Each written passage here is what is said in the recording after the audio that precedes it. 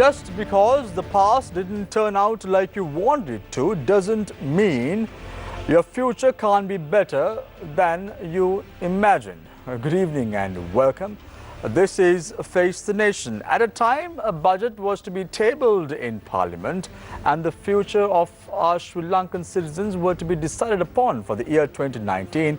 It is quite appalling to see the very people we elected to power on the 17th of August 2015 acting in a way that is unwarranted.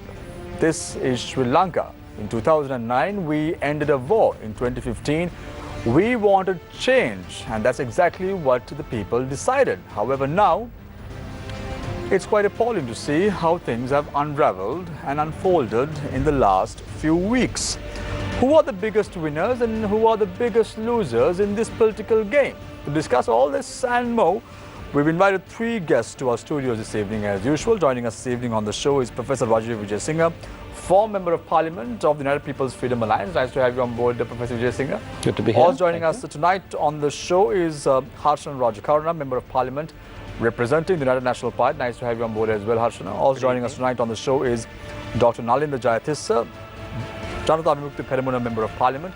Thank you very much, Dr. Nalinda, for joining us this evening on the show. Let's start off tonight's show with Harshan Rajakarna, Member of Parliament representing the United National Party. Harshana, where do we stand right now in the Sri Lankan Parliament? We saw an all-party meeting that was held today. We saw that the Parliament has been adjourned until the 23rd of this month, until 10:30 a.m. Where do we stand now as we speak, as far as the Parliament and the governance structure is concerned in Sri Lanka? Your time starts now. Yeah. Good evening and thanks for inviting me for this program. We are all in a bit of a confused grey area.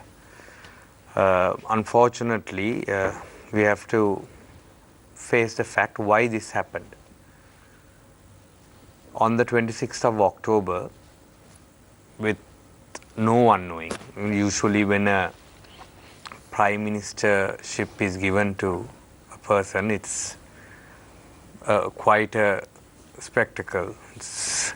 You have celebrations. Unfortunately, without anybody knowing, the incumbent Prime Minister Ranil Wickremesinghe was replaced by former President Mahinda Rajapaksa. So the whole thing started from there, which we totally disagreed on the appointment, and we think that it's unconstitutional. Then they mentioned that they have the majority. They have openly told that they have more than 113 MPs. We were saying we have over 120. And then the President prorogued the Parliament. President prorogued the Parliament till the 16th and then brought it back to the 14th. And we were confident that we will prove then and there on the 14th that we have the majority. And simply because they didn't have the majority, the President again unconstitutionally dissolved the Parliament. We went to courts and we got a restraining order, and we are very grateful that there's a impartial judiciary system, and we hope that it will continue. Unfortunately, though the Parliament commenced on the 14th of November, we have been able to prove to the country, to the rest of the world, that we have the majority. We passed 2 no confidence motions on the 14th and on the 16th by voice. Some say by voice is not recognized, but according to the standing orders, the first way of voting is by voice. So it is totally in the line of the parliamentary procedure. We have done it twice, but unfortunately the president and the so-called prime minister and the government, they are declining to accept this fact. So unfortunately the country is in a mess because of this. Harshana, you mentioned about a confused state of affairs in Sri Lanka at present. And you being a parliamentarian on this very stage, you say that you are confused as well. No, I'm not saying I'm confused, but the whole country is confused. I am pretty confident that we have the majority and we should be in government. And we are the government. I believe when so. When you speak about the majority, I'm trying to figure out how many members of the UNP are supporting this cause. I'm not talking about the TNA nor the JVP. No, it doesn't matter whether it's UMP or SLFP, JVP or TNA. The no confidence motion was passed by 122 MPs. So it does not matter whether it's the UMP or any other political parties.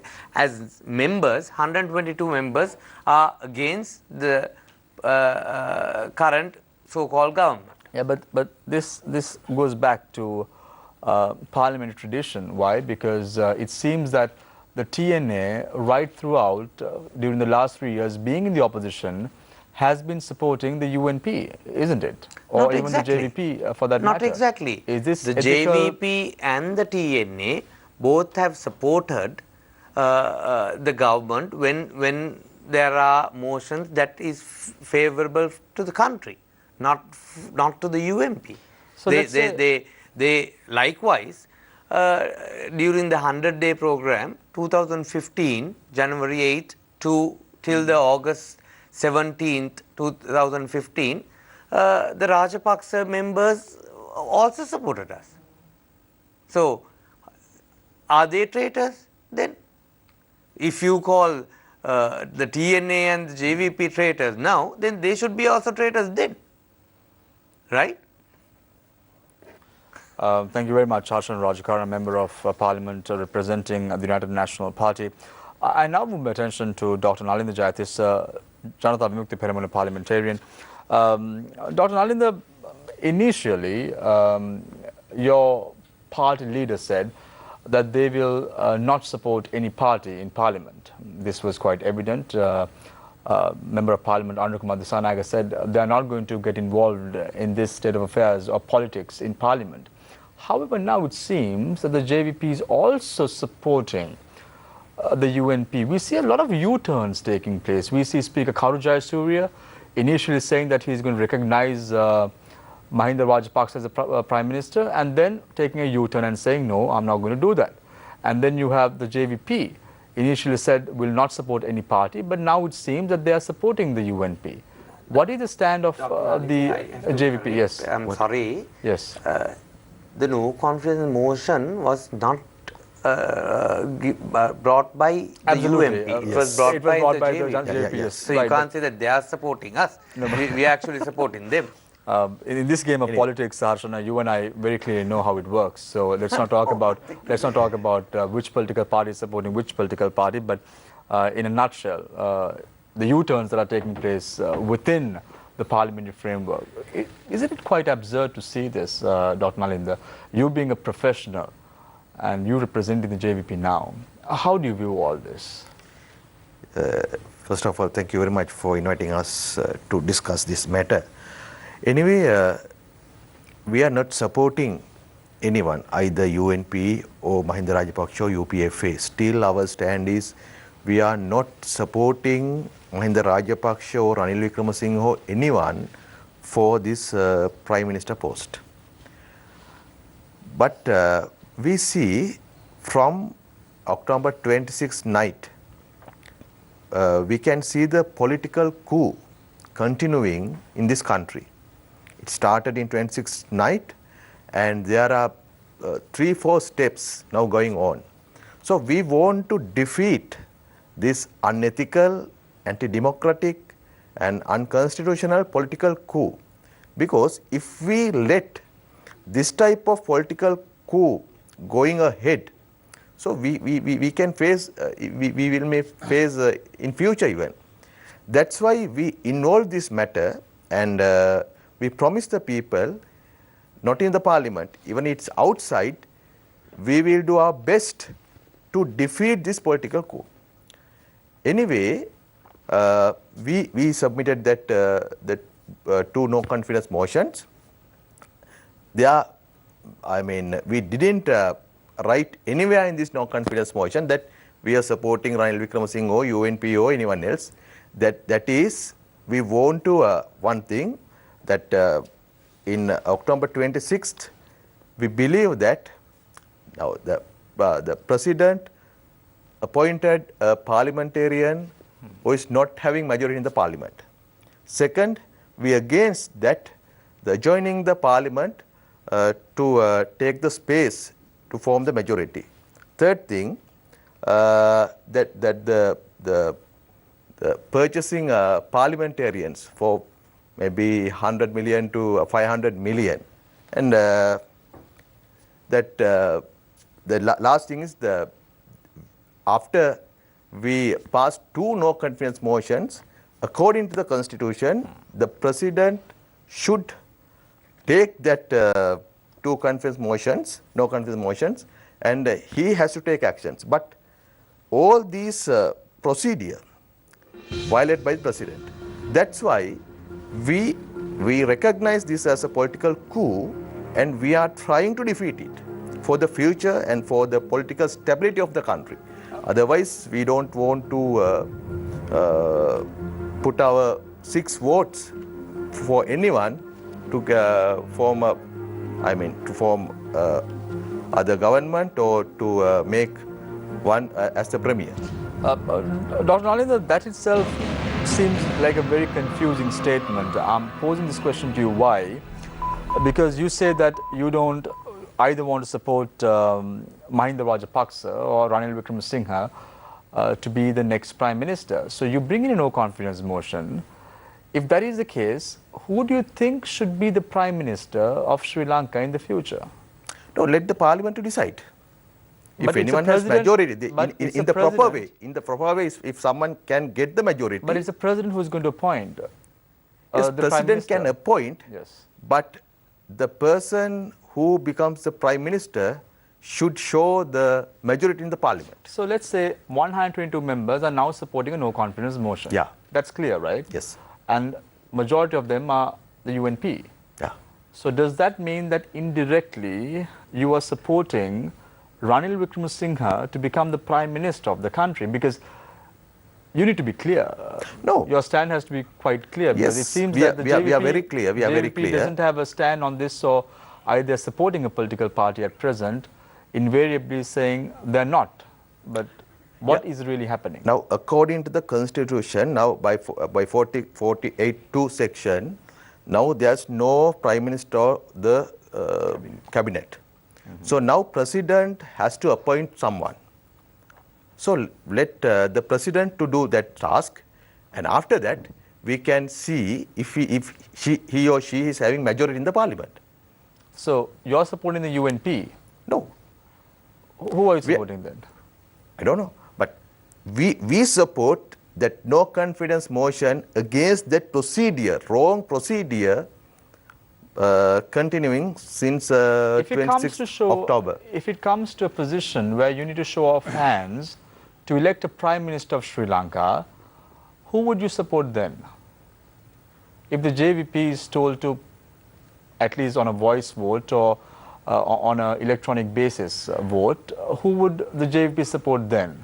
If the president says, okay, the no confidence motion has been defeated, if we are to elect a new Prime Minister, if the JVP's vote is sought to appoint a new Prime Minister, who would the JVP support? Is it going to be the Sri Lanka Podjana Peramuna, Sri Lanka Freedom Party, or is it going to be the UNP, or is it going to be the own nutshell of the opposition parties? We will not support anyone Thank at you this very much. juncture. Thank you very much, Dr. Nalendra Jayathish, Member of Parliament representing the Janata Vimukti Peramuna. I now move my attention to the very vocal Professor Rajiv Vijay Singha, former Member of Parliament of the United People's Freedom Alliance. Professor Vijay Singha, are you not glad not being in Parliament when all this is happening in Sri Lanka at present? At least one thing is for sure, you were not beaten by a knife, or there was no chili powder, thrown at you. So are you not glad as an individual that you are not part of this mess? Well, I'm delighted for myself, but I'm deeply sorry for the country.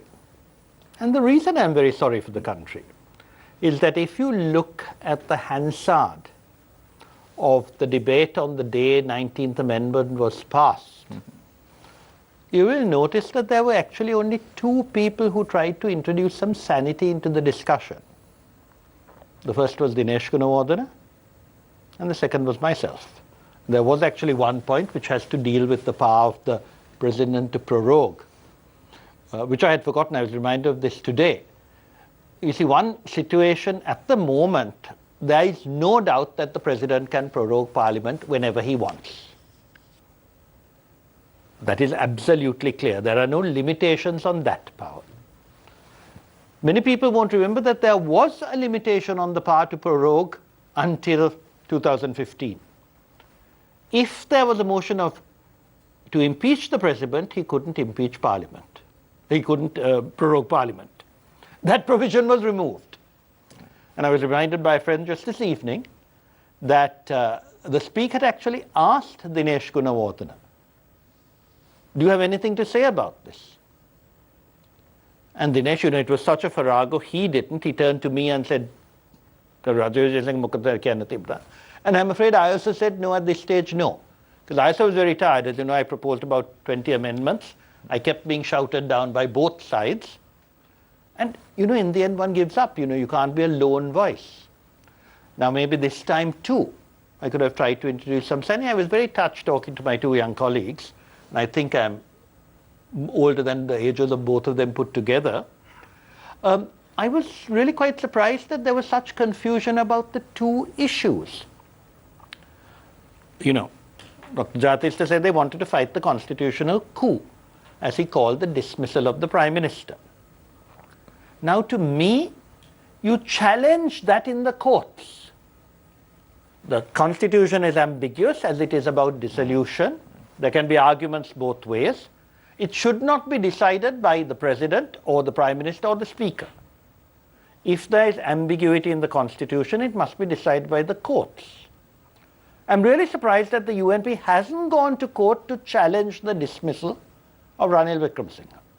Perhaps they know that actually the President has a very good case, but it's not total. Dissolution, they've gone to court, as they rightly should, and I would have been astonished if the courts had refused the right to appeal. I'm very glad they allowed it. But there's still a question. But that is different from whomever the President appoints, proving the confidence of the House. You kept asking very pertinent questions, which these two gentlemen went round and round. Because, of course, the bottom line is, do you need 113? Or do you just need a majority? For instance, if you have 105 for you, but there aren't more than 105 against you, if the TNA and the JVP abstain, then you can be Prime Minister. But you have to test that correctly. There are procedures for no confidence motion. And when Harshana said you're allowed to take a voice vote, of course you're allowed to take a voice vote if there is no question. But the classic line in Parliament, you must have heard it 100 times, divide.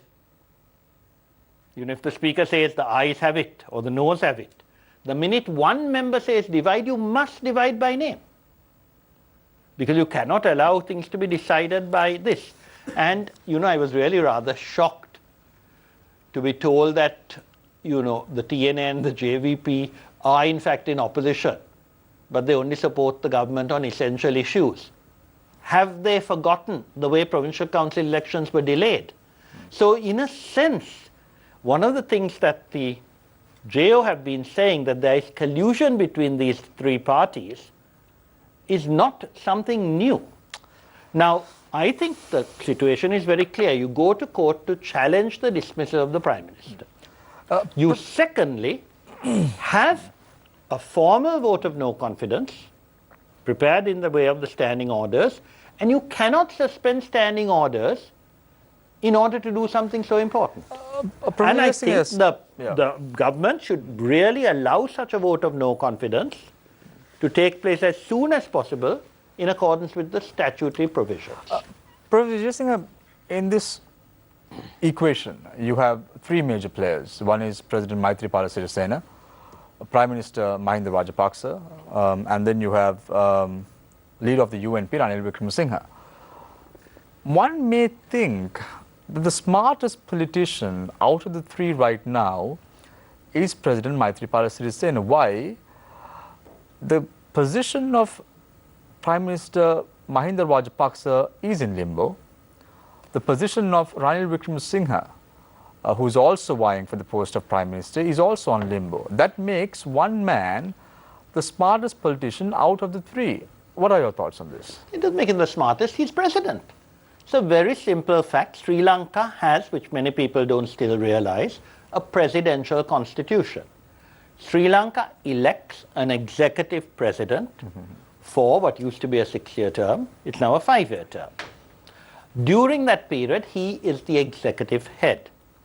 Now, unfortunately, I've written about this, it will appear in tomorrow's papers, we have a disjunct between the executive presidential system as practiced in every other country in the world. And in Sri Lanka, we are the only country where the rest of the executive is in parliament. So that is why you have this disjunct. That is why the post of Prime Minister also becomes important. But Sirisena was appointed for 5 years. He's there for 5 years, unless he's impeached, unless he calls an early election. And he has a responsibility to govern the country with a Prime Minister and a cabinet, that's what the executive is, which does two things. One is it has to have the confidence of the House. That is absolutely clear. But second, it must also lead the country. Absolutely. And when you have a total mess, I think the President is entitled to take an exceptional step. Thank you very much. And I'm going back to what Reverend Ratana said yesterday. He said, I don't know whether Mahinda Rajapaksa will be a good Prime Minister, but it'll certainly be better than Ranil Wickremesinghe. Thank you very much. And my simple point is, if I discovered this in 2015, April, why did Maithripala Sirisena and Reverend Ratan take 3 years? Thank you very much, Professor Rajiv Vijayasinghe, former Member of Parliament representing the United People's Freedom Alliance. He was one-time Minister also in the Good Governance Government Cabinet, which was appointed or transformed the country in the year 2015, January 8th. I open the floor for questions from our journalists. We have Nadim Majid on to my immediate left, and on to my far left is Deshan. So let's start off with Deshan. Thank you, Samir. My question is to MP Rajakaruna. Harshana, there is a situation now in Parliament where the UNP by itself, the United National Front, does not have a clear majority of 113 plus MPs. And the TNA has not yet stated what their proper stance is. They've stated they need to look at their requirements, whether they're being met. The JVP has just said that they will not support the government, but that they are only willing to work against this constitutional coup. Doesn't that leave the UNF, if they do form a government, on very unstable footing? Is that really a solution that you can see sustainably for a long term, for the next 1.5 to 2 years? No. If we need 113, I'm very confident that we can get 113. But to run a government, you don't need 113. Yes, you'll be very much comfortable if you have 113 on your side. But look at how we did. Do you plan to get the 113 the same way the UPFA plan to get the 113? No, we can get the support from the opposition. That's how we continued during when he was in Parliament, when Professor was in Parliament. For that 100 days, we had only, I think, 46 MPs.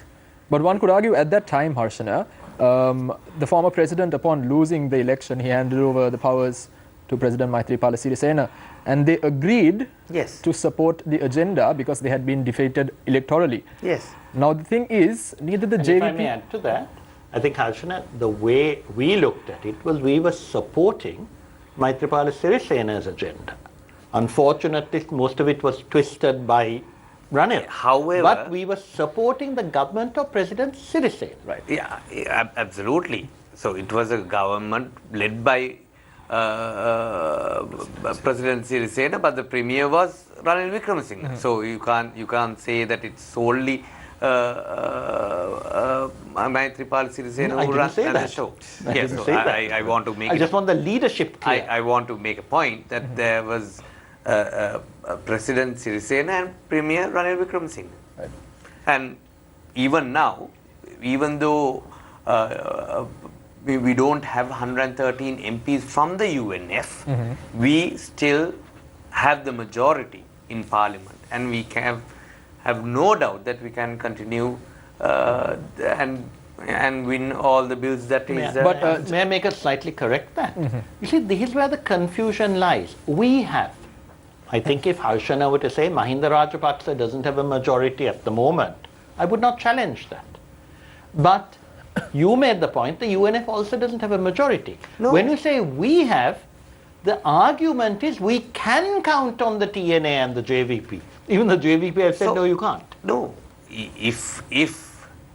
if we bring a motion that is favorable to the country, certainly they will support, which they have done in the past. Like the provincial council's postponement. So which we have. So we have done it, right? So we have done it.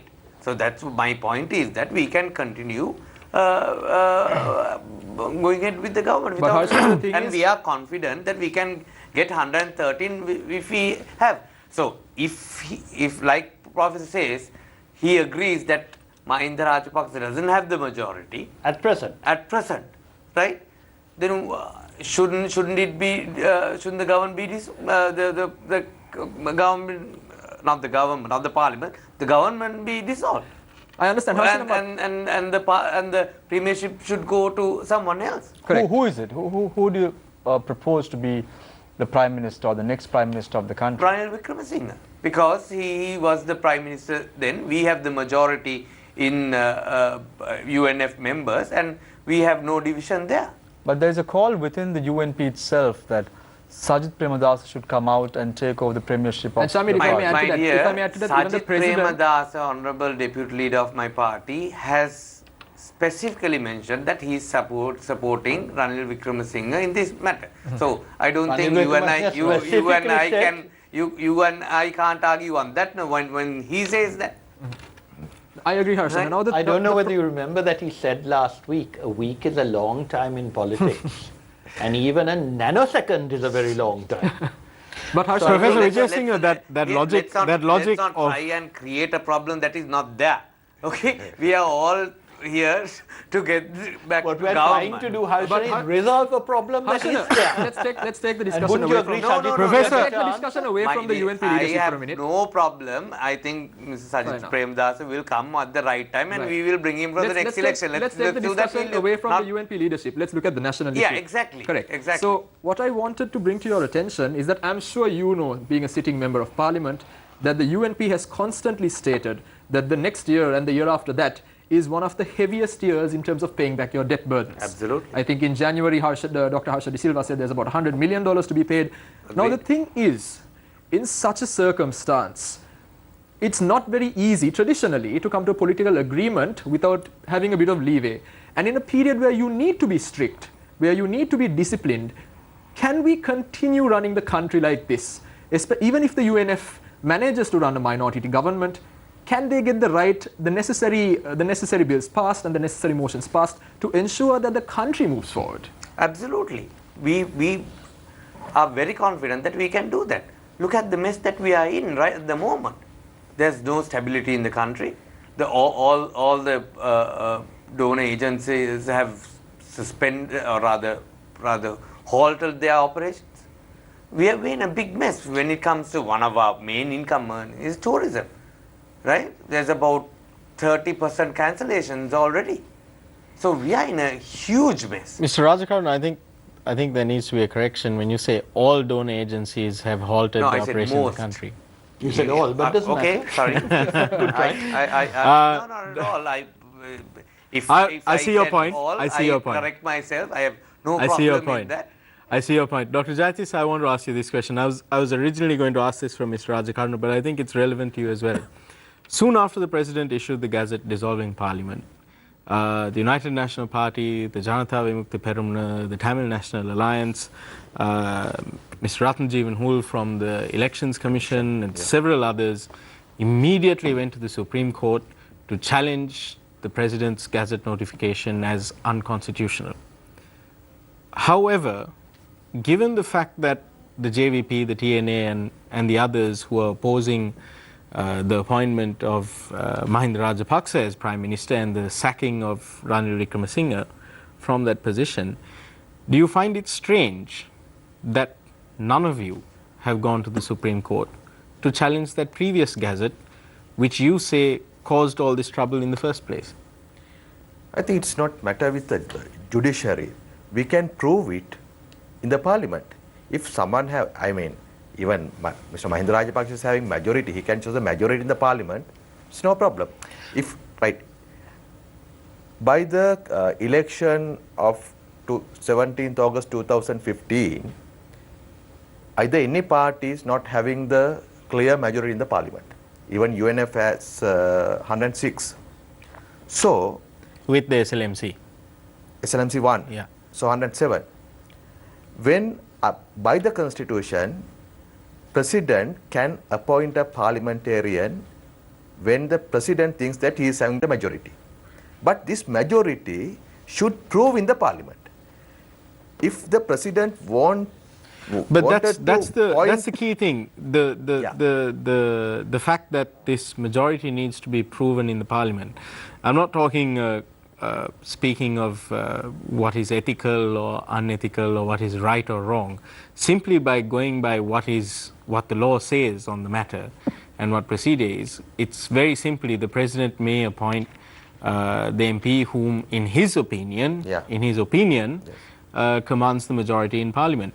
So I think that given the events over the past fortnight, no one should presume to know what the President's opinion is, but at the same time, is it necessary to prove such a majority in Parliament?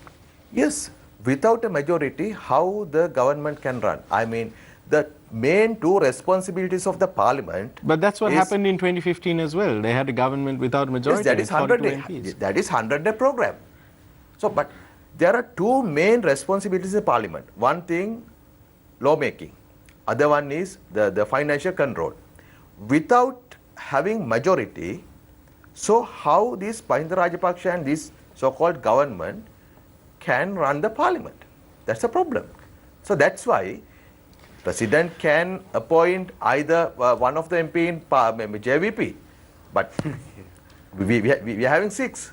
Yeah. So we have to prove. Mr. Rajakarna, if you felt that this Gazette appointing Mahinda Rajapaksa as Prime Minister was illegal, and if you are not going to challenge it in the Supreme Court, why didn't you simply wait to either defeat the budget or have him removed through Parliament if you had the numbers? What was with the haste? You could have defeated the budget and removed the government. There are so many ways in which you could have sent, if you had the numbers, I would ask the question, why didn't they wait till our budget came, which was supposed to come on the 5th of November? So if they thought that we don't have the majority, the most decent way of, I would say, was to defeat us on the budget, right? And President Maithripala Sirisena, according to the Constitution, yes, whoever he may think who has the majority. Now, okay, I think it's unconstitutional, I think it's unethical, anti-democratic, but this has happened. We have to face the fact that this has happened. I would call it a political coup, but still it has happened. Now, why don't they allow us to show the majority? You saw the 2 days how they reacted. 3 days. Right? All 3 days, actually. All 3 days. The first day, on the 14th, it was the no confidence motion. On the second day, it was the motion that took against the speech of Mahinda Rajapaksa. Third day was again a no confidence motion. 3 days we wanted to take a vote, right? And did they allow? They didn't. Third day was chili powder day. Professor Vijay Singh, Exactly my point. I want to come to you on that. I mean, it's very surprising. Like this all boils down at the end of the day to the decision that was taken on the 26th of October. The president sacked a sitting prime minister and appointed another on the same day that laws were being passed in parliament with a majority. It's fairly incredulous, don't you think? Well, if you look at the situation, the first question is, does the president have the right to dismiss the prime minister or not? As I said, that question can only be decided by the Supreme Court. Agreed. It can only be decided by the Supreme Court. At the same time, don't you think that it is quite incredulous that the president would dissolve a cabinet and sack the prime minister on the same day that earlier in the day laws were being passed in parliament? No, because the special circumstances, I think there were many, but the particular catalyst was the decision of the junior member of the coalition to withdraw from the coalition. Now, we all know that when the president appointed Ranil Wickremesinghe in 2015 August, he was well aware that the second largest party, or substantial portion of it, an actual small portion of it, was willing to support the prime minister. So he knew that there was a majority. What happened on the 26th was, whatever that you might say about the timing, I myself felt they should have walked out in February after the provincial council elections, and I've written as such. But when they decided to move, it was clear he didn't have a majority. Now the president then has the right to appoint someone who, in his opinion, I hope you remember that we in the Liberal Party challenged that clause in his opinion. What we said was it should be the president appoints the person who has the confidence. But given that, he had every right to appoint Mahinda Rajapaksa. But I fully agree with my friends here that after that, there should be an opportunity for Parliament to express its confidence or otherwise. But it should be done regularly. Now, I think we had this ridiculous situation where on the first day this motion was carried by proclamation. That's not good enough. If you ask for a division, you must have a division. On the next day, Karu announced that the motion was carried according to standing orders. But Harshana himself said it was carried by suspending standing orders. Now, you can't have it both ways. You either suspend standing orders, which is utterly inappropriate in a motion of no confidence, or you ignore standing orders. The real question is there is a very simple procedure laid down. It does take 5 days or whatever. That should have been followed, because you cannot have Parliament breaking its own rules on the grounds that the president has breached the constitution, because solving that problem is not the job of Parliament. Solving that problem is the job of the Supreme Court. Mr. Rajakarna, your answer to that? Yes, absolutely. Why the decision to suspend standing orders? Why not follow the procedure? No, what was the biggest issue? What is the biggest issue currently? The biggest issue is when the Parliament was convened, the biggest issue was to see who has the majority. So what the whole country, the whole world was looking at was that. And therefore, it is absolutely, according to the standing orders, what we did, right? According to the this is, I don't know whether the camera can capture this. This is the standing order booklet. According to 135, I will read it out. Anyone or more of the standing order may be suspended on a motion made after notice by majority of the members of Parliament at any meeting to enable any special business to be considered. Mr. Rajakarna, I want to know if that was the standing order that the government applied when it violated Standing Order 56 and passed the Provincial Council Amendments, Election Amendment Act. We have the right to do it. Did you suspend standing orders then as well? Because that was completely in violation of Standing Order 56. Which one are you talking about? I was talking about No, I'm talking about, because you're talking about standing orders of Parliament. I was talking and about I thankfully happen to be knowledgeable on the subject. That is is the biggest issue in the country. If you are trying to The Provincial Council Election just Amendment not Act let was me passed prove in what we violation did. of standing orders. Right? And I in was an trying to entire prove act- what we did was right. So let me at least finish Is that, it and then right, though, what after you've that done? you may question me on the other matter. Right? So according to what we did, you cannot say that it was not incorrect procedure. It was absolute incorrect procedure.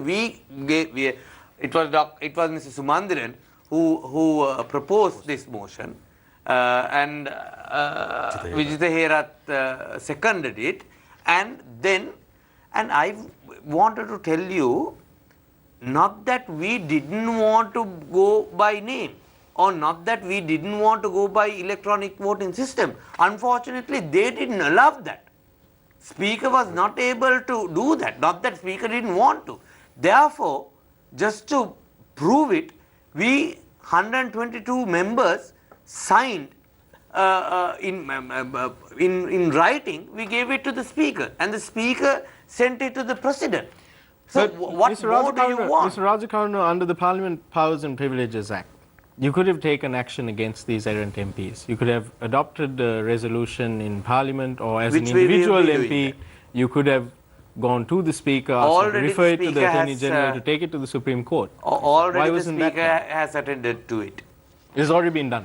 Already the Speaker has given instructions to. But the Speaker can't do that on his own motion. No, it has the to be Speaker either can. a member of Parliament has to go to the Speaker, or a resolution has to be adopted. Speaker can advise the police, and which he has done. On top of it, we are also hoping to do that. Dr. Nalinder, just want to get some clarification on one of the matters that when your party brought in the no confidence motion, subsequently the President met party leaders, and he wanted a particular clause out of the no confidence motion. Did the JVP agree to that? No, actually we have submitted that second no confidence motion based on the first one. But clause number 1 and 2 taken out of we had some amendments, but Yeah. what we did in second no confidence motion, that reminding the first one, and we quoted the sentences in the Constitution. Now the President should act according to the Constitution 48(2) section. So the no confidence motion passed, and the judgment revealed by the Speaker. So the second no confidence motion, somewhat we related it to the activity what now the President should do after passing the no confidence So you all motion. attended the first meeting that was chaired by President Maithripala Sirisena, but you all did not participate in the second meeting that was chaired by Actually, President, for the first meeting, Maithripala Sirisena. yeah, for the first meeting he invited us, and we were ready to go there. But you see that I think the Thursday morning he released a statement, and he was justifying everything he has done since 26th October. So no need to meet him. Then as for the second meeting, we rejected it, and we sent a letter to him explaining why we didn't want to meet President. But what, was Vijay the, Singh, but what was the reason behind it? Why were you not attending the meeting in question? What is the reason? Because we clearly mentioned there are 5 reasons. 5 reasons for causing this political turmoil. We see the President is the creator of this political crisis. So now the responsibility is with him, not with the Parliament, because Parliament has already done what they can do. According to the Constitution, now the President has to appoint another parliamentarian as the Premier.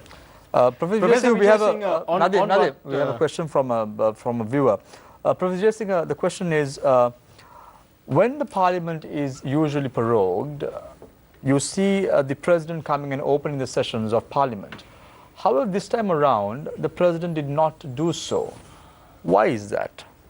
I think the president felt that the behavior of the speaker had been so outrageous that it was not essential for him to come. His message can always be read out. It has happened before. And I think one of the things that we really need to be very clear about is the really outrageous attitude of the speaker of the last few weeks. You know, the question of whether the president can sack the prime minister is ambiguous. You can challenge it. You should go to courts. The question of whether the president can dissolve parliament, constitution ambiguous, you must go to court. There is no doubt at all that the president can prorogue, and as I said, the 19th Amendment removed the only limitation on that. But Karujasuni was doing, you know, his own little feather dance. He can't prorogue, I will call parliament, I will do what I like, I will take up what business I want, I will recognize Mahinda Samasena, I won't recognize Mahinda Rajapaksa, I won't recognize Mahinda Rajapaksa. You can't behave like that as speaker, and this is the man who actually appointed the TNA leader of the opposition, the JVP as chief government whip. That also is wrong, because if you have an opposition and you claim that TNA leads the opposition, then the post of whip should not go to the JVP. Professor Vijay Singh, I mean, it's a dividing of spoils. I'm inclined to agree with you on that, on the appointment of the opposition leader. But at the same time, the president cannot absolve himself of responsibility for that. It was actively endorsed by him. And I was questioning Mr. Rajakaruna earlier on the Provincial Council Elections Amendment Act. That too was actively endorsed, maybe if not directly by the president, but by the Minister of Provincial Councils and Local Government, who is still the Minister of Provincial Councils and Local Government, a loyalist of the president. So I fully agree with you as well. When you look at the president's reasonings, when you look at the president's reasoning for the actions that he has taken, it seems that he is trying very hard to absolve himself of any kind of responsibility for what may have gone wrong over the past 3.5 years. Don't you agree? Don't worry, Nadeem, I'm there to remind him of his stupidity over the last 3 years, including his dissolution of Parliament prematurely, breaking his promise, his solemn promise to have electoral reform before he dissolved. You all know that.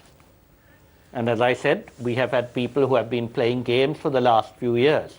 But the fact that someone behaves very badly, and I agree the whole provincial council election was disgraceful, this is postponing it.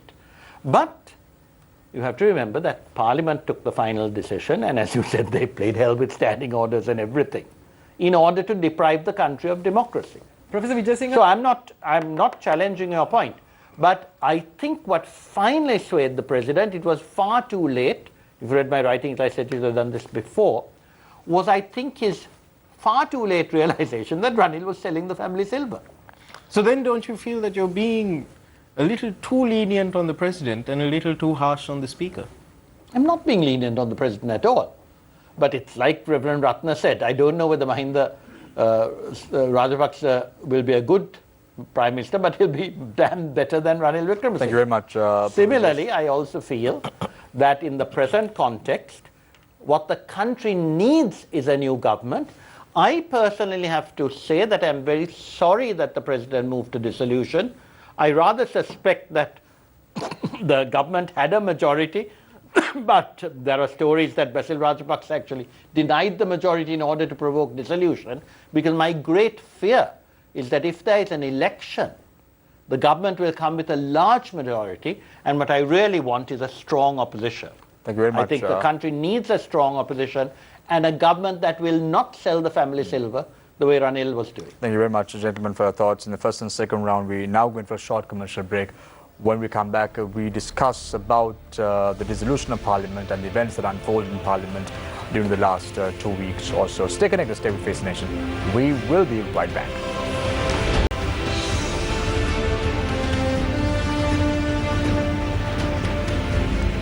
Welcome back. This is Face the Nation. I start off the third round with Dr. Nalindra Jayatissa, Member of Parliament of the Janata Vimukti Peramuna. Dr. Nalindra, what is the real stand of the Janata Vimukti Peramuna at present? It's a confusing state of affairs. It seems that the JVP has no policy at present. What is the real stand or the policy of the JVP when it comes to the country? No, I think no one need to confuse about our policy. It's very clear that we are standing on the democracy. We want to protect the democratic right of the people, and we want to cultivate good political culture in this society. That's why we really involve that matter. Otherwise, we can say it's not our duty and it's a capitalist parliament, that capitalist constitution, and we can stay away and we can see. But we don't want to we stay in this moment as observers, but we want to do something for the country. Actually, even in the past, amidst these political turmoils, we tried to get something to the country. Let me say in 2001, when the President Chandrika Kumartunga's government faced such type of problem, we had 10 members in the opposition, and we put some conditions to the government, and we were able to introduce the independent commissions to the country. And after that, we can develop it by 19th Amendment. So we are engaging in this moment to save the democracy and for the good political culture. Dr. Otherwise, would you agree if someone says that the JVP's intention at the end of the day is not safeguarding democracy, but they too fear an election because the numbers have steadily declined as far as the JVP is concerned in Parliament? You said about 10 members being there during Chandrika Bandaranaike Kumartunga's time, and then in 2005 the numbers increased. In the coalition. Absolutely, but again in 2015 at the 17th August elections, the numbers declined to 4, and then you all had 2 nationalist parliamentary seats as well, altogether 6. Yeah. But the numbers have stayed declined. So in the event there was an election, the party that will lose, or the biggest loser, would be the JVP, isn't it? No, we can face the elections, but you see, but how so? Such type of political violence, if they introduced inside the parliament with cameras and everyone is seeing inside the parliament, how we can imagine how they react in the election outside. Why? I mean, Mr. Mahinda Rajapaksa, he is very well known that he is not having the majority in the parliament. Why he is sustaining that the so-called government? Because he wants to go for the election with this government power. That's the only thing. But you would agree that the JVP would not even garner 6 seats at the next parliamentary election if there was an election in January 2019. But we want election. Definitely we will face, but we want to a free and fair election. We want to allow the independent commission, especially the election commission, to work on its independence. Otherwise, voting in the election does not mean the democracy. Thank you very much, Dr. Nalin Jayatissa, Member of Parliament representing the Janata Vimukti Peramuna. I now move my attention to Professor Rajiv Vijayasinghe, former Member of Parliament of the United People's Freedom Alliance. Professor, when you look at what has happened or transpired over the last few weeks, in particular after the 26th of October 2018, one thing is clear. The UNP, which was divided, which lost the grassroots, they were able to bring numbers to Colombo after the 26th of October, the events that unfolded. Don't you think the actions of President Maithripala Sirisena has led to the UNP becoming more stronger at the grassroots and even nationally at present? Well, I don't actually think it will translate into a much better performance than happened at the local government election, unless there's a change of leadership. If there were a change of leadership, things might be better for the UNP. But I think what you find in this particular context doesn't really translate to the grassroots. I mean, I'm being anecdotal. but I was out of Colombo for a lot of the time. And there is much anger, because don't forget, although what happened on 26th October created a crisis, the country was in crisis before. The dollar had plummeted from 150 to 175. That Ranil was trying to flog off the East Terminal to India and claimed that he had promised it. You know perfectly well that nothing is being done about the bond scam. And that reverberates deep in the hearts of people, because they know exactly how corrupt that was. You also know that recently there has been a spate of, more perks and privileges for parliamentarians. These people who are, except present company, who, were using violence, were bringing knives into parliament. They were being given 200,000 rupees more per month for being monitors. So, the country was in crisis before, and the economy was in a state of collapse. We were not getting any investment. It was really disastrous. So I think Maithripal is saying he took far too long to act, but he had to act. It will lead to some sympathy for the UNP. I do hope that if an election is held, the UNP will do better than it did last February. But I don't think that is at all possible while Ranil continues its leadership. And this state of denial within the UNP, that yes, all is well, that, Ranil is going to lead us to victory. I mean, they must grow up. Professor Jaising, you speak of a change in leadership. In the event there is a change in leadership within the United National Party, would the situation change? Do you think, let's say, Deputy Leader Sajid Premadasa comes into play, like Harshan Rajkarna correctly mentioned? Do you think that there will be a change at the next general election? No, I think the chances at the moment, if the election is held in January, the Podujana Peramuna will do extremely well, but Sajid will come closer. He'll get to the 35 to 40 that the UNP would traditionally have. And actually, I think the point that you made, that things are going to be so difficult next year, that if the Sirisena Rajapaksa government continued, while I think they would do better than Ranil would do, things would still be tough, and the UNP might even do better later on. But I certainly think that the low figures that they got at the last low district Pradesh Sabha elections will continue. And one of the things I don't understand with the timing of the president's move was why he didn't wait till it was clear that Ranil was dodging the provincial council elections. You're probably aware that according to this bizarre act that these people passed last year, which denied democracy to everybody, there had to be a delimitation commission, so they spun that out. The commission actually reported well on time. Actually, to give Pfizer his due, he tabled their report in February, but it wasn't voted on for 6 months. After it was voted, it is mandatory for the Prime Minister to have a committee to revise this. That committee was due to report on the 28th. And if Sirisena had only waited till the 29th, he could have said, where is the report?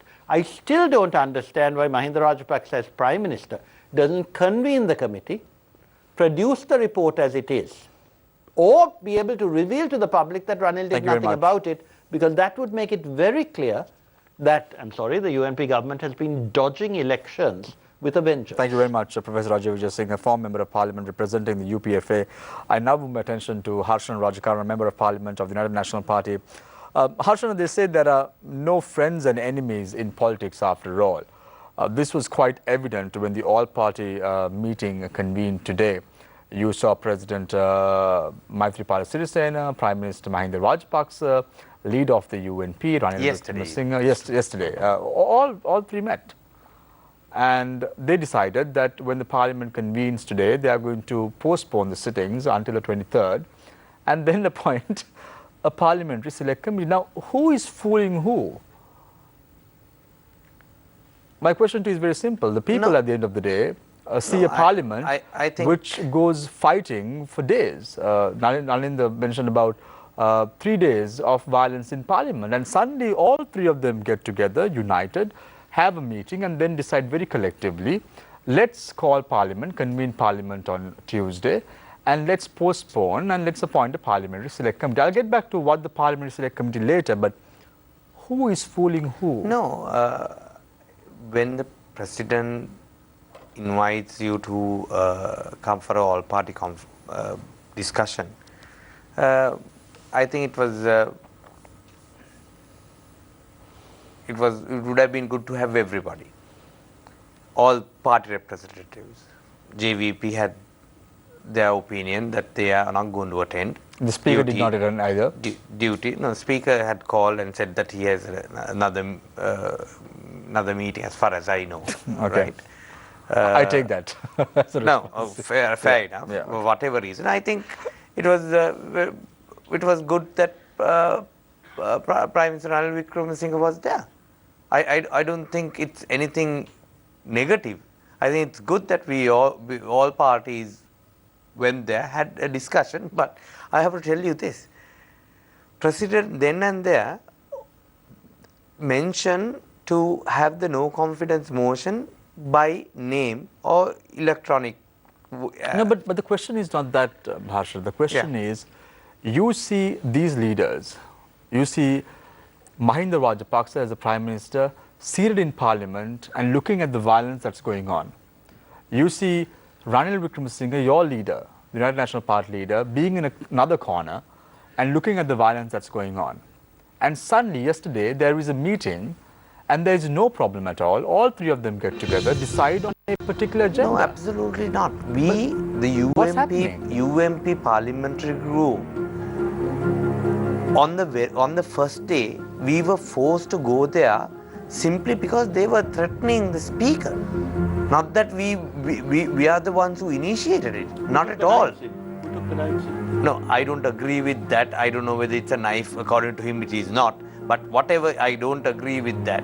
That's my personal view. That's one person. But you can't blame. You can't generalize the whole parliament, all the parliamentarians in that sense. But what they did was, you have to also comment on what they did. It was appalling. Exactly, but unfortunately, So it's not coming out. So were you all. My point is, it's not coming out from you, Professor. It's coming out only as Ranil, and even about the provincial council. It was Faisal Mustafa who was president's appointed minister, and you don't say if the UMP was in that plan, president led it. Right? No, you don't mention that. But the question is, but the question is, the leaders, when it comes to their own personal agendas, they meet together, they even cut a cake together, all that and more. You know, it's about celebration, it's about all that. But where is the country? Where is the country before self? What's Absolutely. happening? This is exactly what I was trying to tell you. When President mentioned at the all-party, I personally believe that it's good that all the political party leaders went there. Okay, then why wasn't it done on the first day? Sorry? Why wasn't it done on the first day? You have to ask the president that. How can I answer? The president convened a meeting with party leaders, but Ranil Wickremesinghe was not attending. No. He did.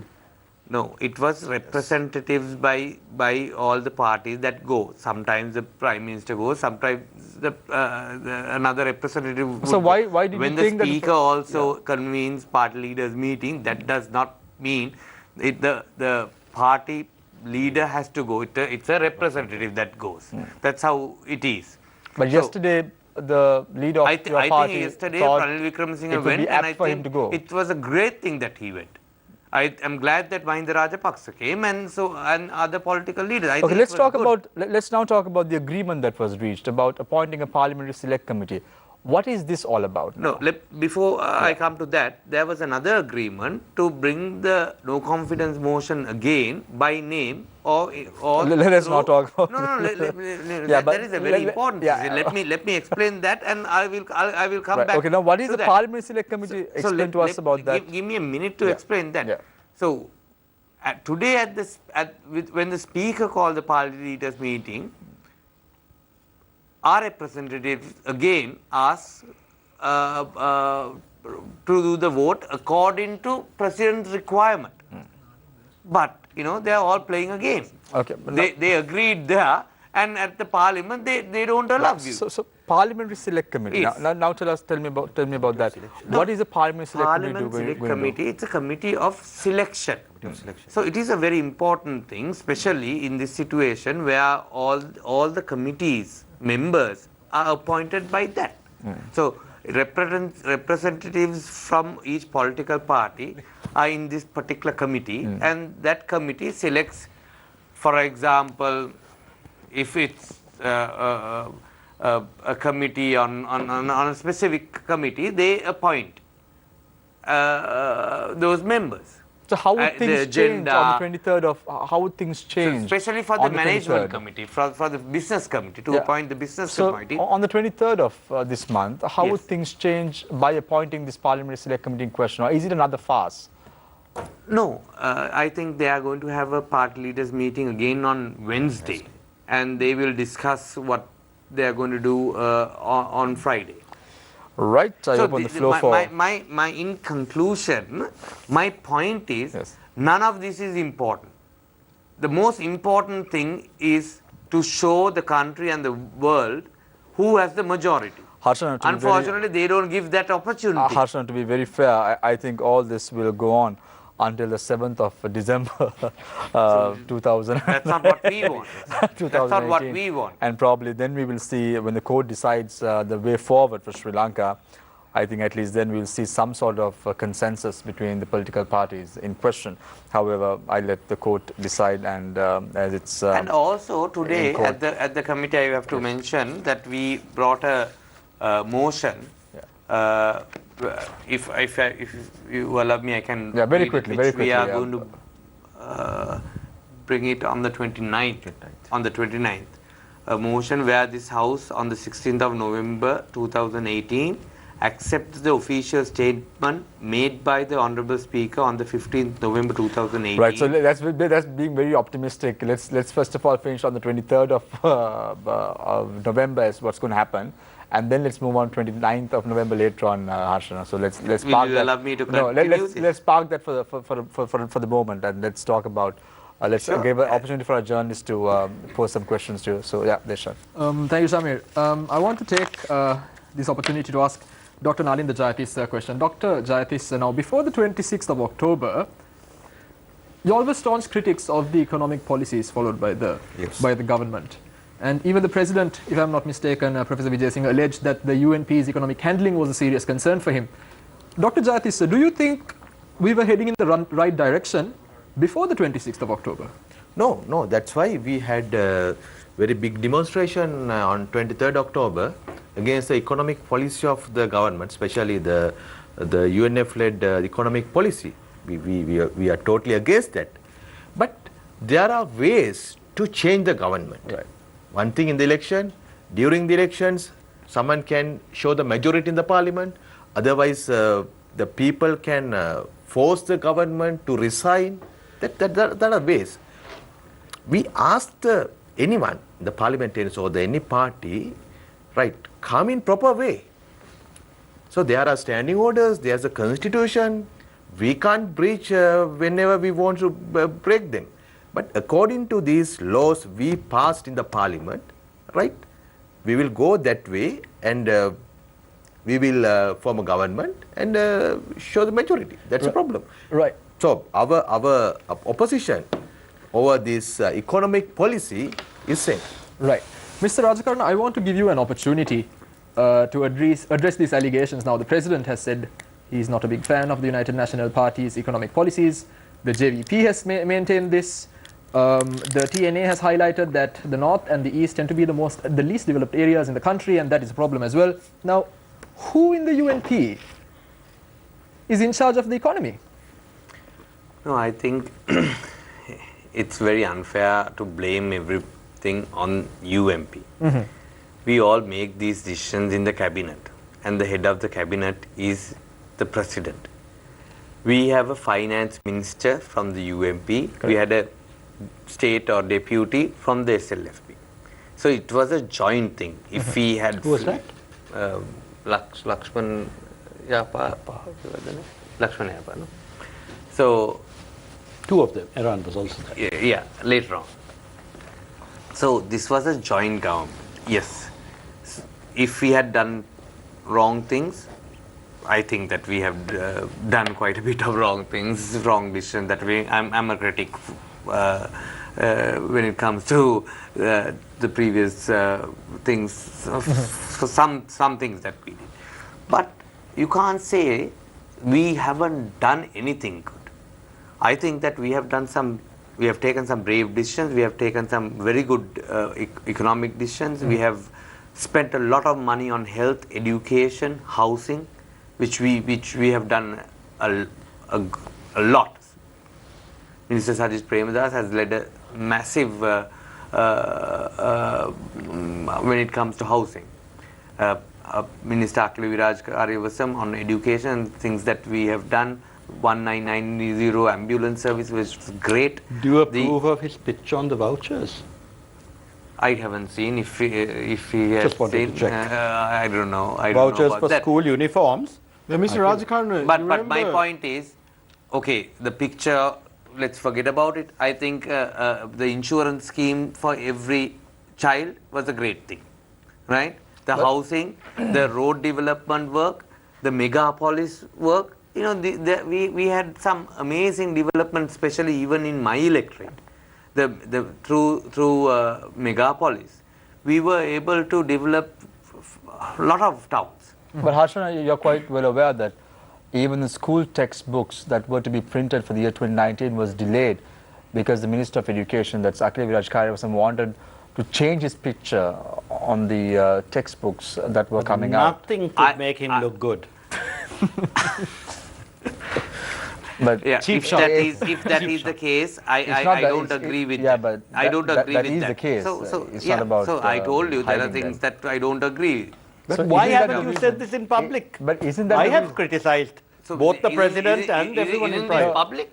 Yeah. Today, Yes, when you so realize when you only realize today the that news he is asked coming. me this question. If he had asked me this question last week, I never will, wait for him I to will- ask. What do you mean? You think Issue a my public dear, statement. When you're in, Akila must go. When you're in government, we have a collective but Harshan, responsibility, Harshan, but- right? You being one side in 2 weeks in one place and 2 weeks in another place. Unfortunately, if I am in this current government, I have a collective responsibility. I can't go to a stage and if I have a problem, I'll say. But do it Harshan, in the you've group. You've written to Akila to say. You have written. No, I speak in the group meeting. Harshan, I You will- written, have I written in have- writing protesting about this. No, I have not been writing. But That's what I Harshan, mean. isn't this the, Harshan, but So isn't do this it the in very private, reason? then. No, do it. no, I do it in my group. In my group, But Harshan, you said about certain malpractices that have happened, and you are not a fan of all those. Don't you think this is the very reason that the president had to take a strong stand? Now, you being within the UNP say that there were issues. Yes. And president, being an individual who was appointed by the people on the 8th of January 2015, had to take a stand. No, Don't I you think so? president was part of the issue as well. Akhil Viraj Karyavasam wanted No, to have his not picture only that. printed, The on president the was. textbook. I'm saying when it comes to The central bank bond when controversy, it comes for to the example. UMP-led government, UMPs were not satisfied. We were not able to give the opportunity to the UMPs. The political victimizations were stopped. That all those things were done by the president, not anyone else. The best of ministries where you could give jobs, right? We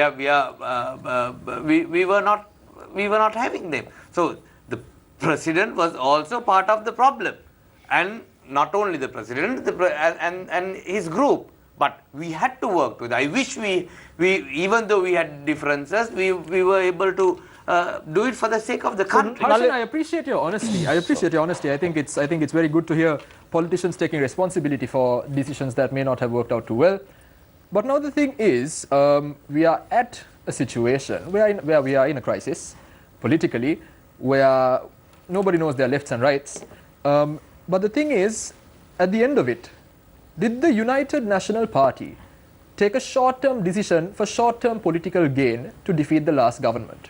Because it doesn't look very thought out. No, I think we didn't do any short-term thing. I think we should have done a bit of short-term things also. We were looking at at a long-term point of view.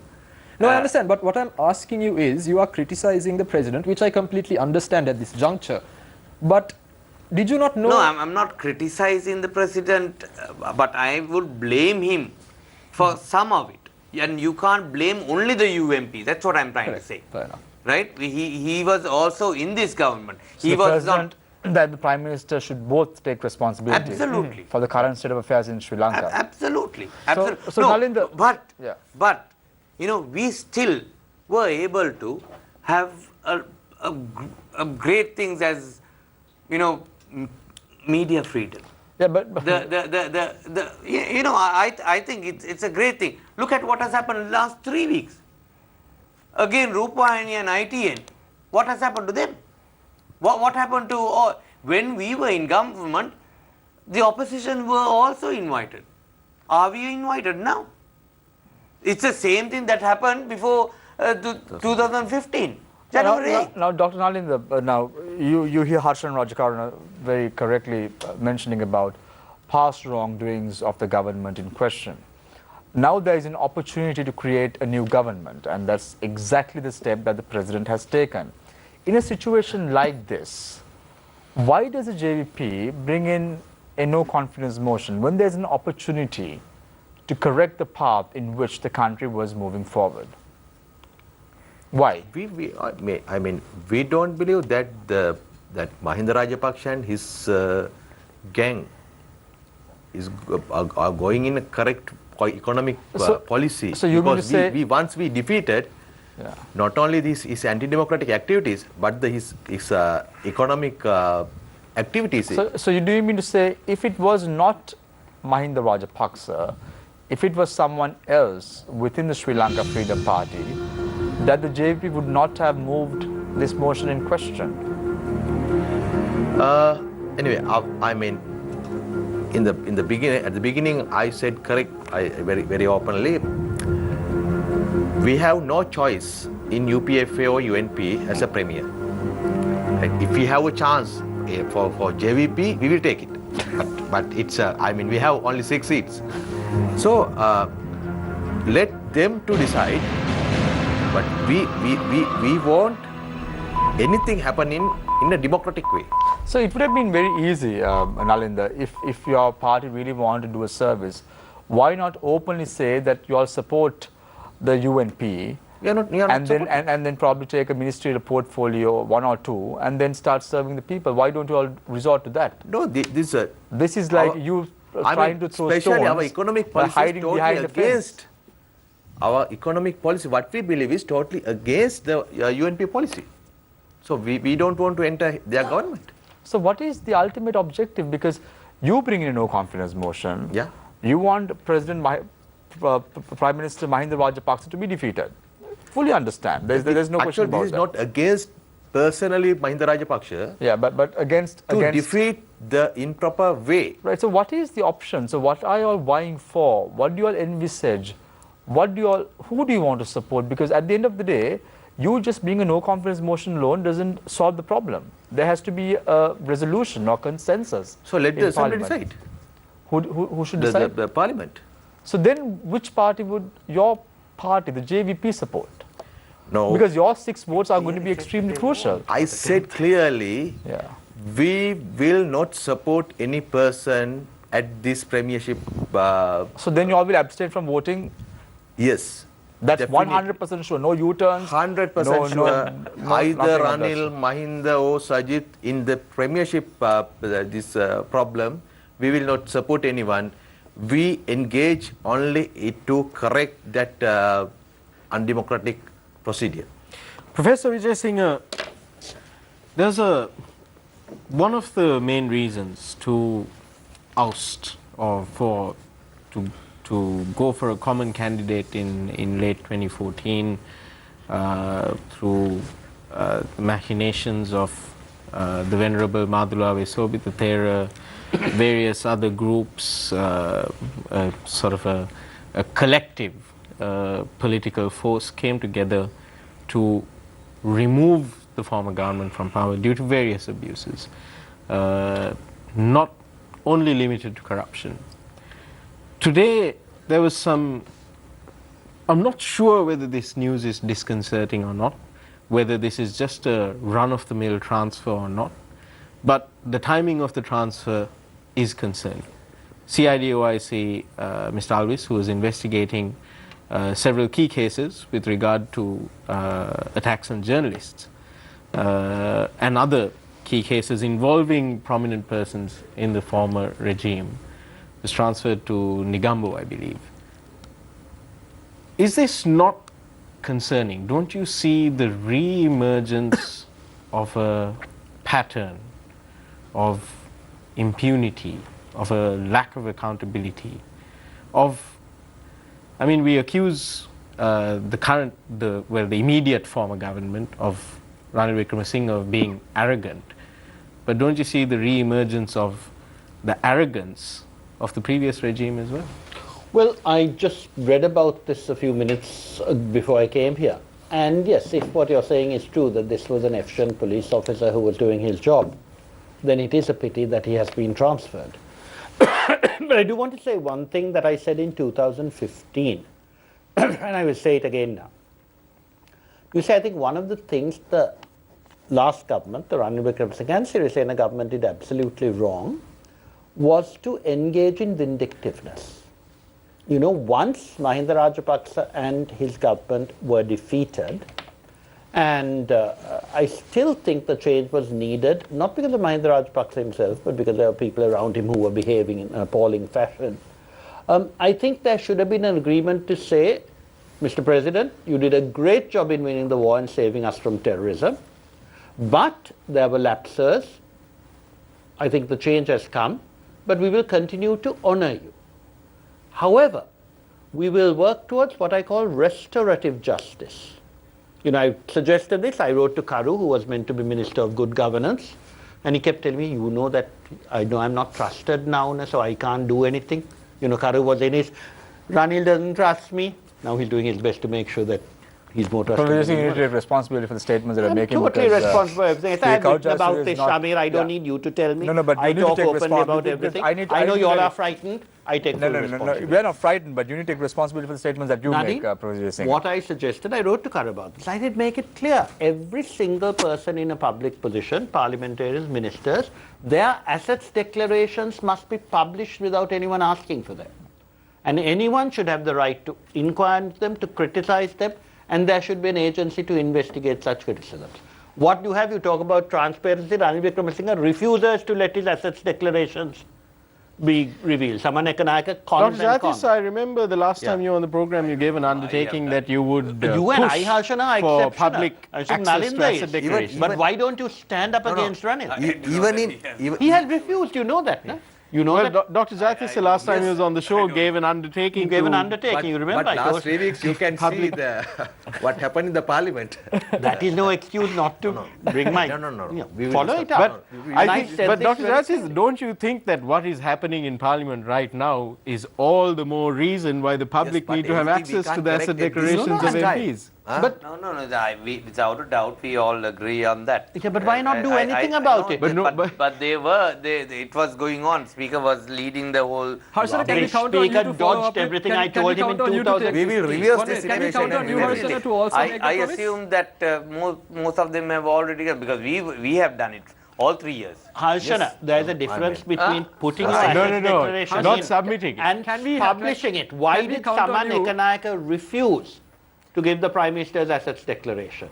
That's all I'm saying.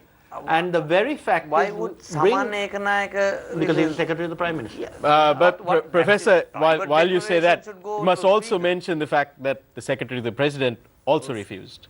To give Ranil's assets declaration? No, to give the President's assets declaration. Equally bad. Disgraceful.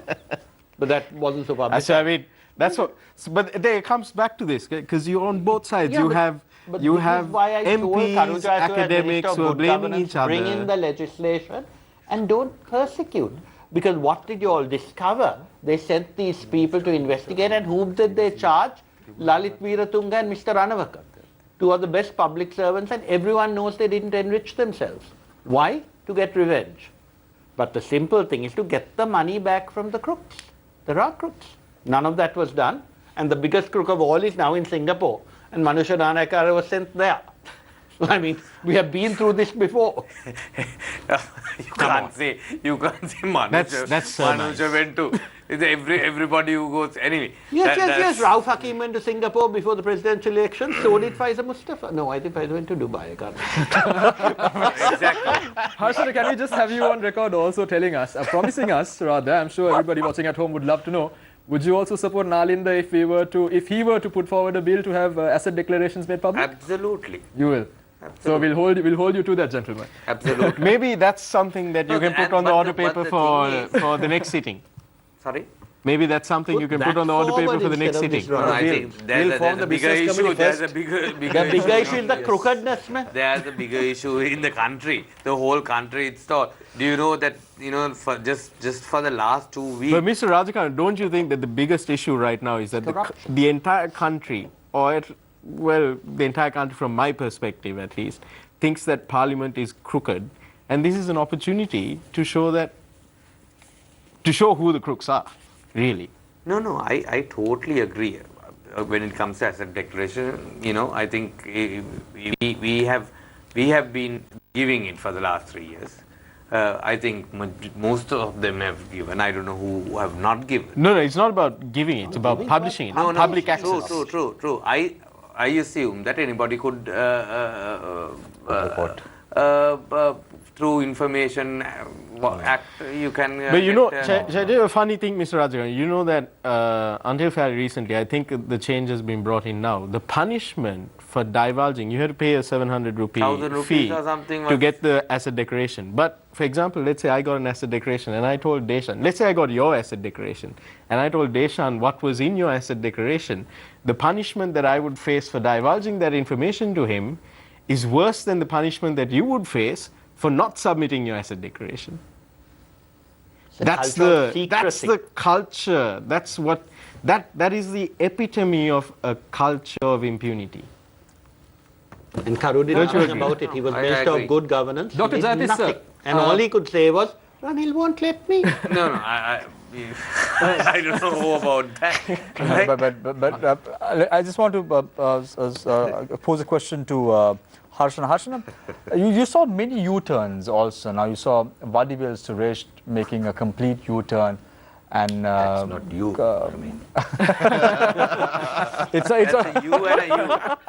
Yeah, then we saw Vasant Senanayak also doing the same thing. I think Professor Rajiv was just saying here, before the no confidence motion of the Prime Minister was taken up, said in this very show that Vasant Senanayak is going to vote against or support the no confidence motion against the Prime Minister, Ranil Wickremesinghe, at that time. So these U-turns that are taking I place. don't think I said that. You said that on this very show. You said that you are so sure that Vasant The no Senanayak is going confidence to. motion. Yes. You mean on the previous one against Ranil? Yes, against Ranil. You said Vasant You Senanayak know, is- he's the only one who brought this up, as you know, Yeah, in your but group he meeting. voted- Harsha De Silva, who also supported him, then sort of was beaten on the head by Malik Samrika and said, no, I never said that. Yeah, but- even but though it's on record. ultimately- But Vasanta ultimately- made the point, but then when nobody else supported him, how can you? Yeah, so now None of them did, although none of them had confidence, really. The very recent incident, you saw Vasant Senanayak crossing ranks and then accepting a portfolio and then writing a letter to the president and saying, I am not accepting this portfolio. And then he came out to the media and said, I did not leave the UNP. I just crossed over thinking that they had the support of the majority. So incidents of this nature, even to accept individuals back to the UNP again, how ethical is this practice? I personally think that it's very wrong. I think it's not ethical at all, whether it's coming to UMP or going from UMP. But unfortunately, we see this, and it's very sad. But it's something what you can't do. It's something that you can't. Though you don't like it, you have to accept it. I wish that this sort of thing does not happen. I think you should be able to change your political parties, but if you are a member of political, resign and then change your party. Because if you have been elected through a political party, I think that there should be a system where you have to be in that political party. Dr. Nalin, the people spoke about the change or the exchange of money. Professor Rajiv Vijayasinghe spoke about money being given in Singapore. And this happened even prior to to the presidential elections. However, I respect the thoughts of Professor Vijayasinghe because he takes responsibility for the statements that he makes. I'm just quoting from what he says. So, based on what the statement that Professor Vijayasinghe makes, as the JVP, what are your thoughts on this? You saw U-turns. You saw individuals crossing over, and Actually, that's why we tried to introduce some laws in 19th Amendment against the crossover. And you see both UNP and UPFA leaders were against at that time in 19th Amendment. Actually, if we were able to pass that resolution, so this political culture may somewhat little bit change. And even in 20th Amendment, we put that sentence and we want to strengthen the laws against the crossover. was the JVP offered any money? No. Actually, for our 6 members, we didn't receive any call from any party. Because at the beginning, we expressed clearly our stand on this issue. Dr. Jaitis, sir, I want to ask you now, the JVP has made their stance very clear that they will not support the United National Front, that they will not support the UPFA, the SLPP coalition on that end. Now the thing is, and I asked you this last time you were on the show as well, can the JVP make themselves a viable alternative? It doesn't look like they can, does it? Yes, we are trying. We are trying.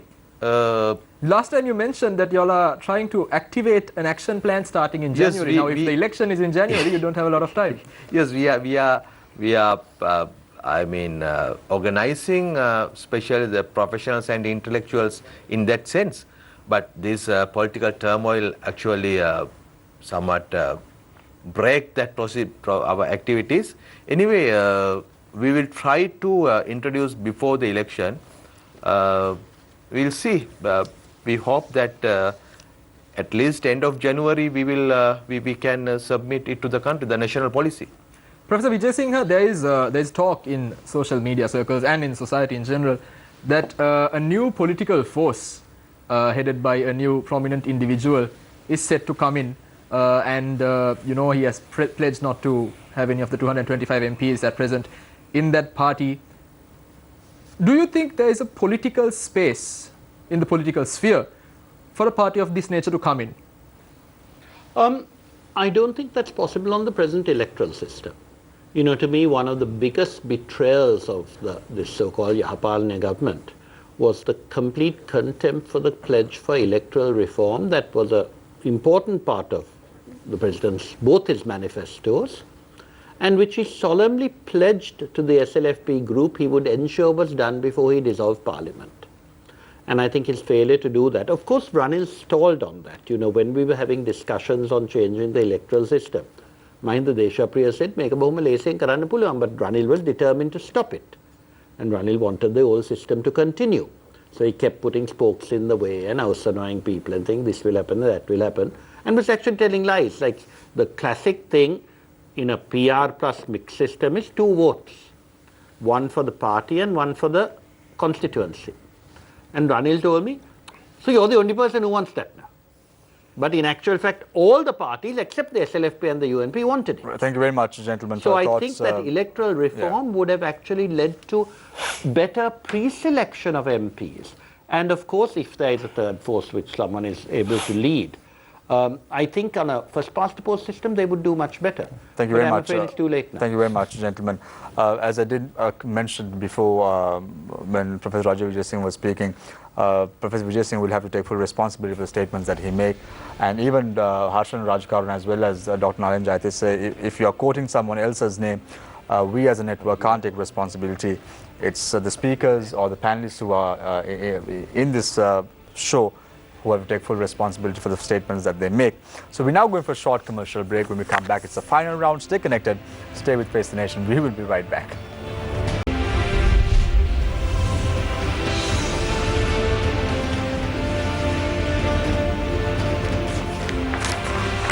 Welcome back. This is Face the Nation. We now start off the final round with Professor Rajiv Vijay Singh, former Member of Parliament of the United People's Freedom Alliance.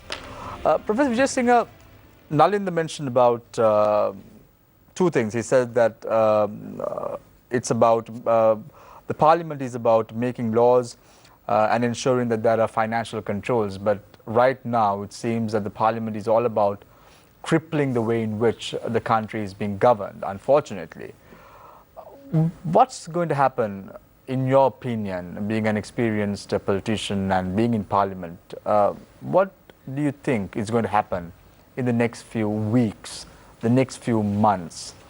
I know you don't have a crystal ball in front of you to predict the future, but with your experience, what's really going to happen in the next few weeks and months? Well, the short answer is, frankly, I don't know, because people are so changeable. Everything is so changeable. But I begin to feel that the dissolution the President invoked will be supported by the Supreme Court. As I said, there is ambiguity. But with every day that passes, the country at large just wants an election. I'm personally sorry about this, because I think a period in which Mahinda Rajapaksa led the government would have been better for the country, but it should have been a minority government.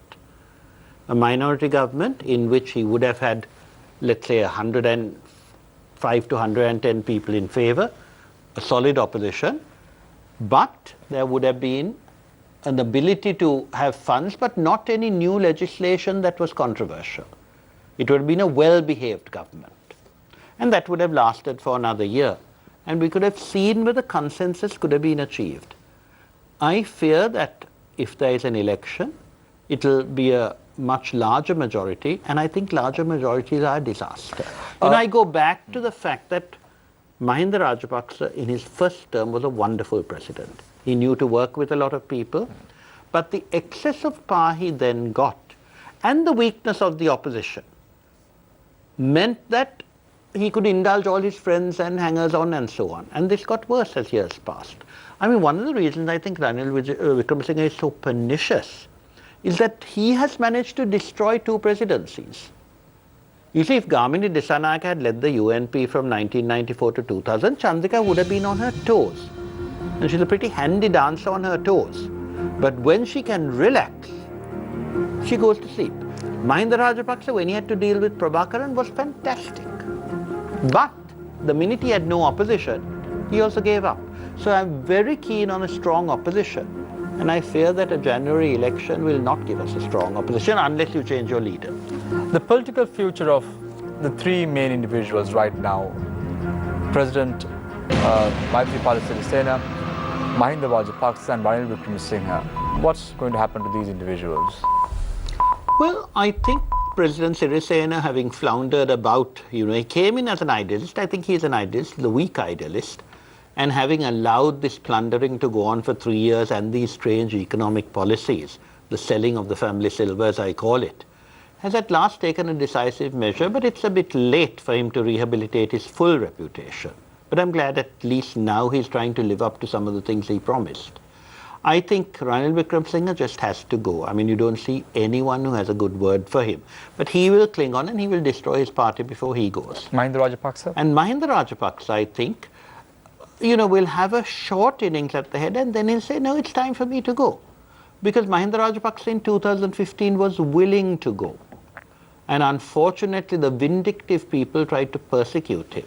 And I think, of course, he came back. But if he can feel justified, I think he said, right, I've done my job. Time for me to go. Thank you very much, Professor Rajiv Vijay Singh, a former Member of Parliament of the United People's Freedom Alliance. I must tell you, I must confess, I enjoy when you speak, Professor, and I hope and pray that Sri Lanka would be in the agenda of all politicians in Parliament, at least now, or in the future, at least. That's just a fervent hope. I now move attention to Dr. Nalinda Jayatissa, Member of Parliament of the Janata Vimukti Peramuna. Dr. Nalinda, looking at all this, don't you think it would have been better to wait until the 7th of December for the court to make a ruling and then for the Speaker to decide the next course of action. Don't you think that would have been the best way to solve this problem? Yes, we can wait, and we are ready to wait. But now, according to the stay order, Parliament can convene, and the Mahinda Rajapaksa group should allow the majority to show. Otherwise, this crisis may be worsened. And I mean, if they believe the December 7th verdict or judgment, why they try to influence in some ways to the Supreme Court? I mean, they ask to increase the panel for the full bench and some motions. So let the Supreme Court decide. I'm very sure that the Supreme Court will decide to protect the constitution and the laws of the country. And you asked a question before the last round, that what we can see after the president meeting yesterday, if these leaders want to stop the violence, they can do it. If the Mahinda Rajapaksa wants to control his group, he can do it. But if they allow them to behave whatever they need, it's a real harm to the country. I mean, we have to show the democracy not only for the Sri Lankans but also to the world. And now we are facing a very big economic crisis. All the investment and the loans, I mean, they are going to stop. So if we are thinking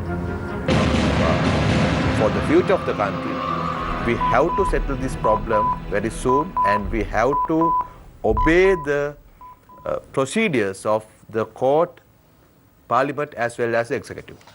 Dr. Anjay, just a very quick personal question to you. Are you a practicing doctor, or you have a PhD in No. I am an MBBS. I have a degree of MBBS. And so you're a practicing doctor. But I have to resign. I had to resign before contesting the election in provincial councils. So hence, you're not practicing at the moment as a Practicing doctor. in the government or the private sector, but I am doing volunteer services. So right. So where was the JVP when the GMOA was protesting on the streets? Where was the JVP when the Saitam issue was being discussed? Where was the JVP when the provincial councils were being postponed? Why when the provincial council elections were being postponed? And why only now we hear the JVP? You see Vijay Herwat going to the speaker with the motion and saying, take this. You saw that.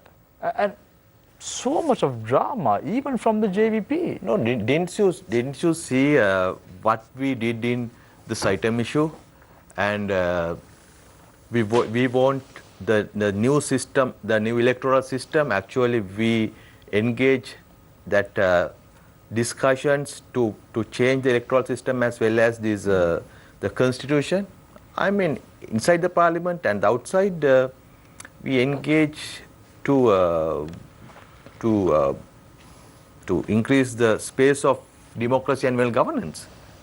But when it came to this no confidence motion, I was very vocal. We saw Vijay Herwat going. He walked down the well of the parliament and went and handed the resolution by himself. And this is the first time that you saw no confidence motion being handed over. But didn't to you see General Secretary of Parliament? That was quite welcoming or appalling, however you may name it. Yes, we are very active in this case because we promised the country anyway we will defeat this political coup. Did you promise I mean, the country? if you can remember, in 2015 November, we promised the country that when the Mahinda Rajapaksa was trying to contest in the third time, we said Mahinda Tungarak Bear. If Mahinda contest, we will definitely defeat him. So we acted according to that promise, what we said to people. Thank you very much, Dr. Nalin Jayathish, Member of Parliament representing the Janata Vimukti Peramuna. We end the show tonight with Harshan Rajakaruna, Member of Parliament representing the United National Party. Harshana, do you still think that you're in government, or do you think that you're in the opposition?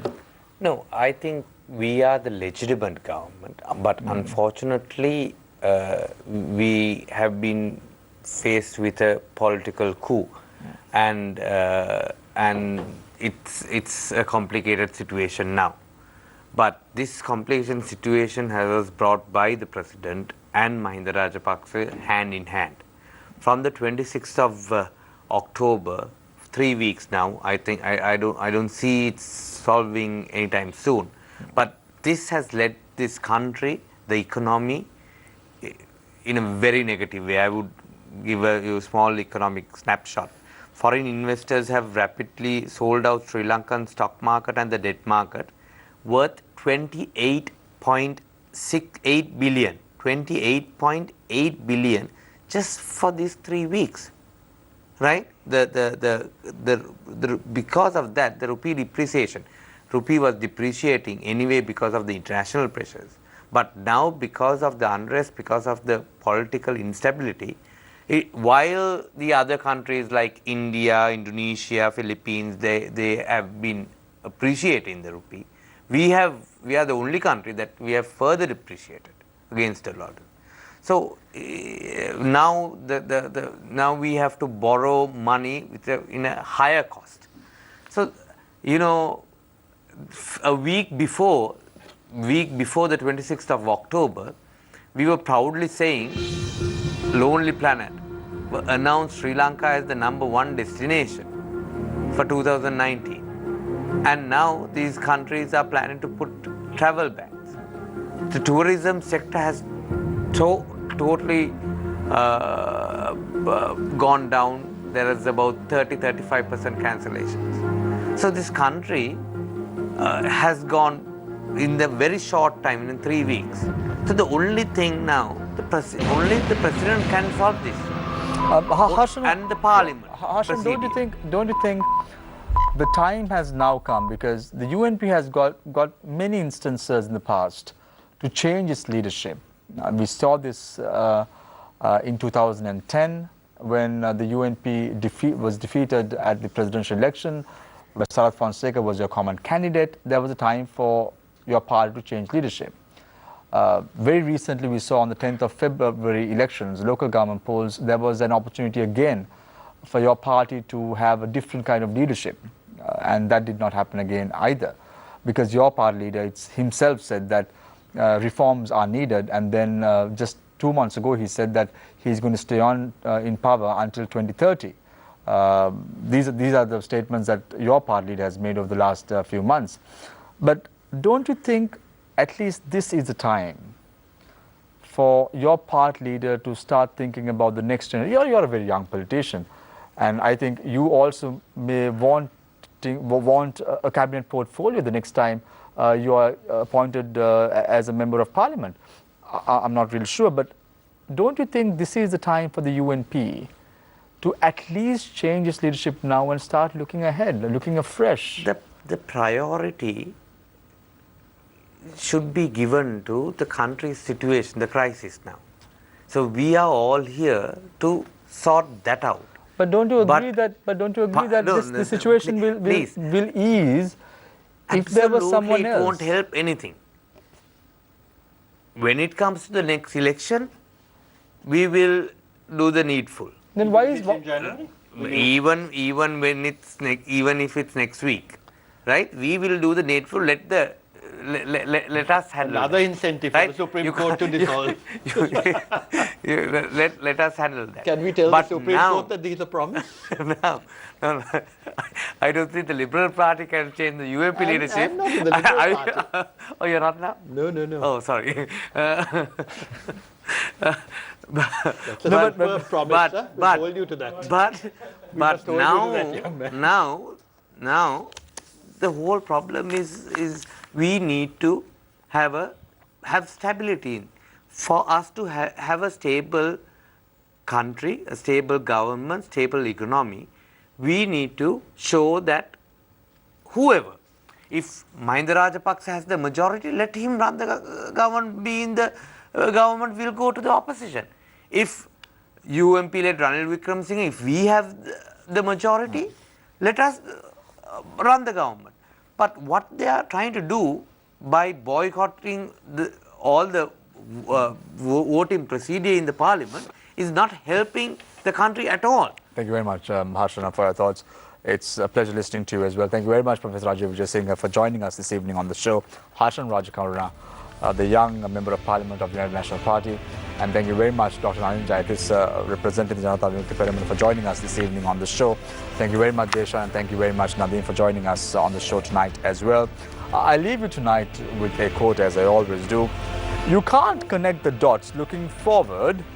You can only connect them looking backwards. So you have to trust the dots will somehow connect in your future. So we have to just wait and see what's going to transpire in the next few months, next few weeks, and let's hope for the best. Take care and good night.